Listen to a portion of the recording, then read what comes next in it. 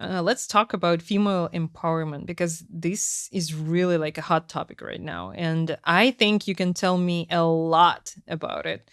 So, have you ever faced something like discrimination? Of course, I did. And speaking of that, it was not only in States, it was in Russia too. Because could you imagine 20 years old, a beautiful young lady that is showing up in your meeting room and trying to sell you something very expensive and intellectual? I met bias a lot. But I think your question has a lot of layers. And we can start with the numbers. For example, Okay. I studied at maths and physics school when I was a kid for gifted children. And we had 40% female students, 60% male students. Then I came to the university to computer science, and we had, I think, 20 or 25% of female students. And I think now in a startup industry, only 4% of female-led startups are funded. So do you see this funnel, like from the childhood to that? I think it's linked whether the pressure or not the pressure, the choices of women to invest their time to family, to caregiving for children or maybe elder parents, right? They are becoming elder every year or I don't know, whatever, not business.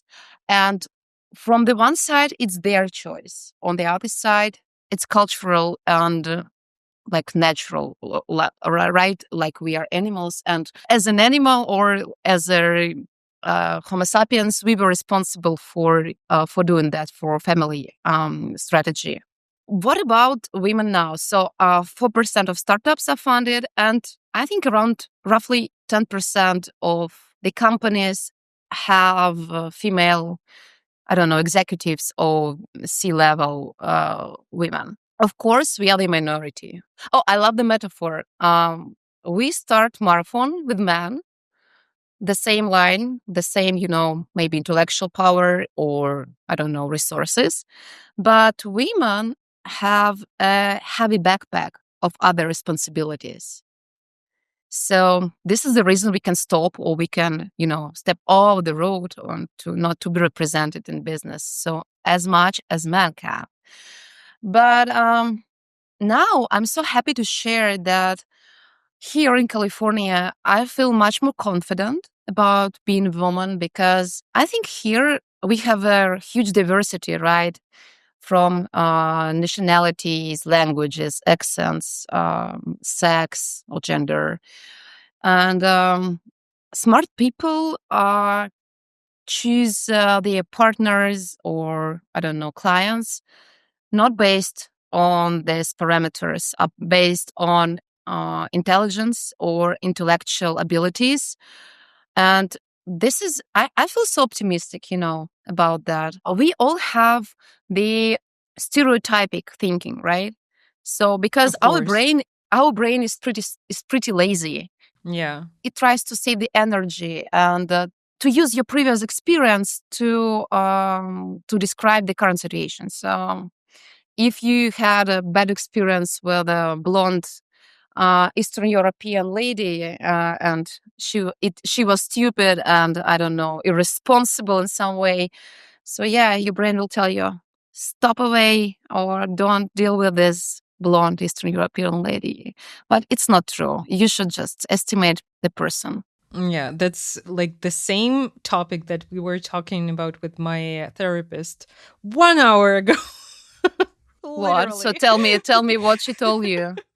That's interesting. Not about blonde Eastern European girl, but for me, it's more about starting to trust men again. And yeah, because I had previously very disturbing experience, and so we are working right now on me trying to trust the world. And basically he said the same, like my brain personally, it's trying to protect me with the easiest way. So easiest way is to build the defense mechanism, like all men are shit, something like this.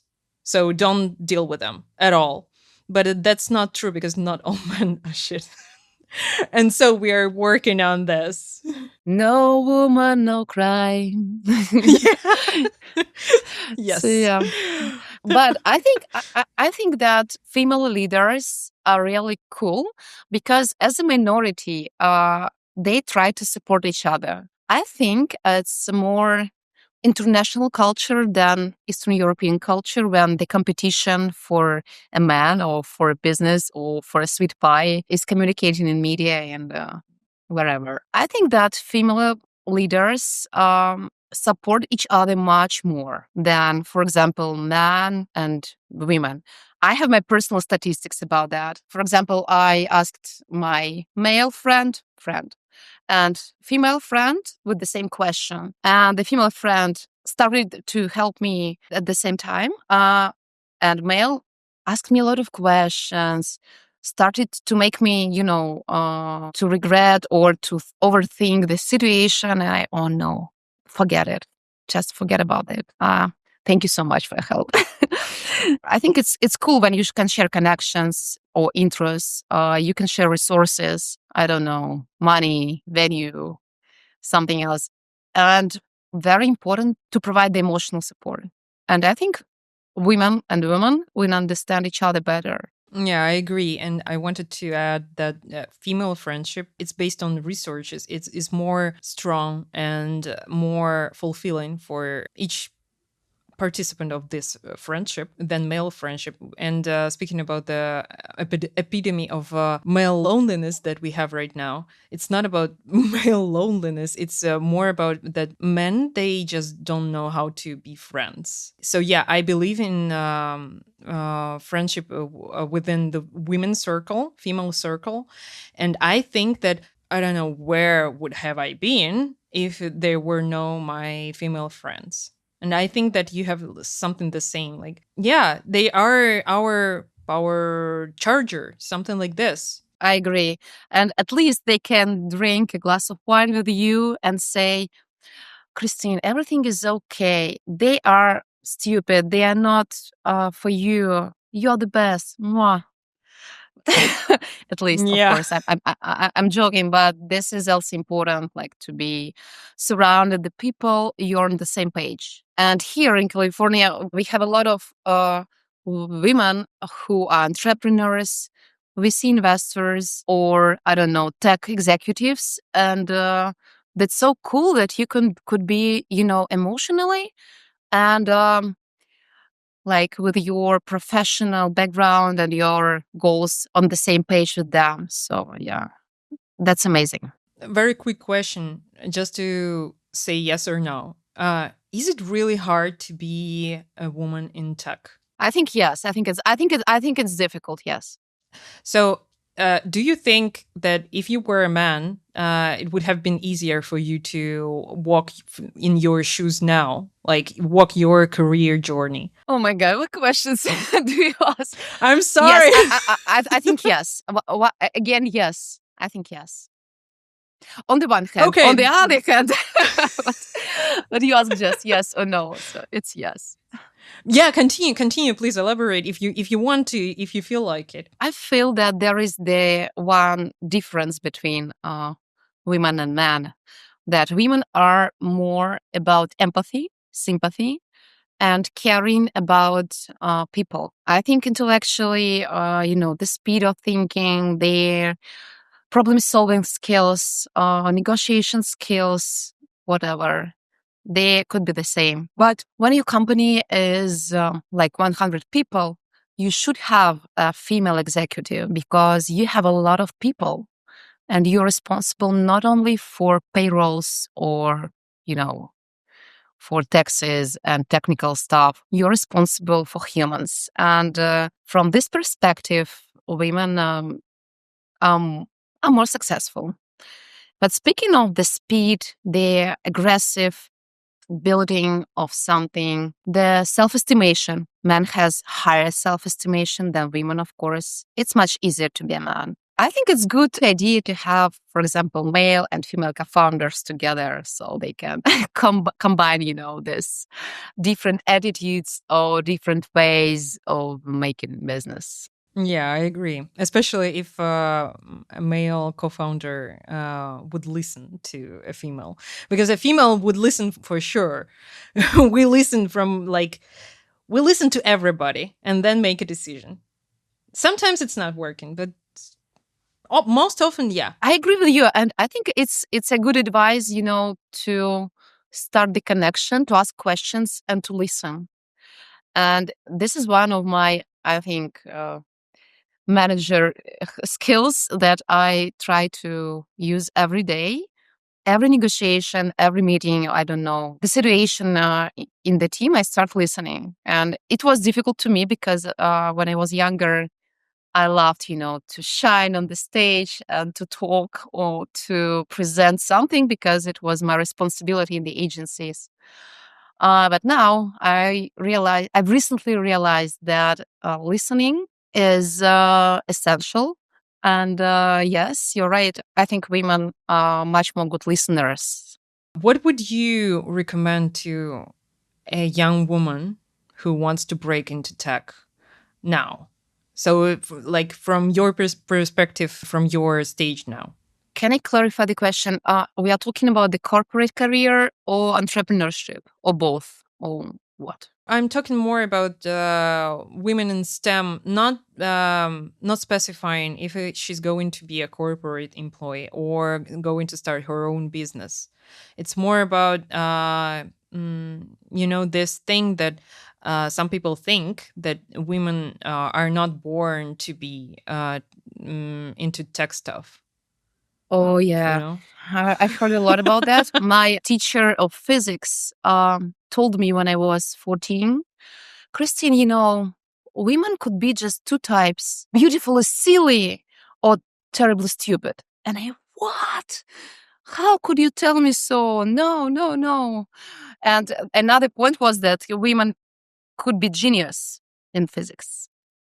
So there are a lot of stereotypes, of course. But I think that it's up to you, up to a young woman. If you like it, just do it. I'm sorry for this cliche answer. But if you're good in maths, you're good at engineering or data or, I don't know, LLMs or something, just do it. We have a lot of options, right? Opportunities how to step into that from the university and your education to some, I don't know, courses, even free one, right? You can get the baseline skills, even paying $0 for that, just having the passion, just having the interest to that. On the other hand, the hiring situation now is tough, and we faced a lot of interesting discussion here that when you're a young specialist, you usually an intern, right? And you come to a company, you have somebody or mentor or the program, how to grow, how to fine tune your skills, both technical and soft, XYZ.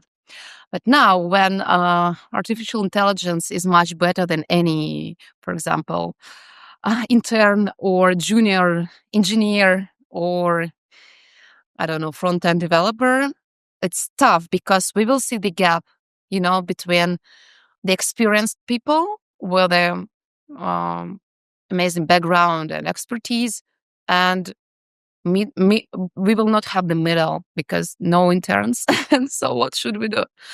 But no, I'm a radical optimist, as in my title. Usually, I recommend to join any project or startup in the university if you have one. If not, you just can join any startup as an intern. You will get $0, I think, first 2-3 months, but you can dive deeper to the atmosphere, to their, to the tech stack they use, to the product they are building. And then you can navigate yourself. What are you interested in, right? Because you can be a manager, engineer, I don't know, a lot of other prompt engineer and a data scientist and whoever. So I recommend to do something. If you are scared or you are not sure, don't do that, because it's not for people who are, struggling with the motivation.